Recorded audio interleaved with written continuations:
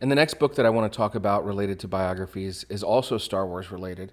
And this one is a doorstop of a book. It's a chunker, but it is outstanding. And the book that I'm talking about this time is George Lucas: A Life by Brian J. Jones. Now, let me start by saying that I enjoyed this book so much that I reached out to Brian J. Jones, and he responded to me through an email. He was an incredibly kind, responsive person, and his book is so well written. Brian J. Jones, before writing his book about George Lucas, also wrote a phenomenal biography about Jim Henson that I hope to talk about more in depth at a later date. This book is incredibly in depth, following George Lucas's earliest days, his early passion for especially editing.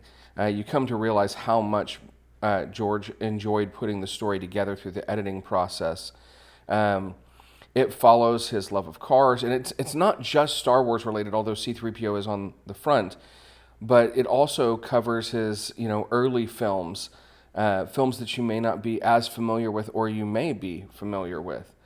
But it talks about his struggles with Star Wars, the fans' reactions, his opinions about his own art, and whether or not he should cater to those fans, his desire to constantly re-edit the Star Wars movies, much to the consternation of those fans, and ultimately his relationships, his family, and his choice to sell Star Wars to Disney.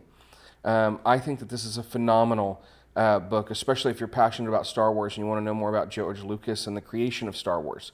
You should definitely pick it up.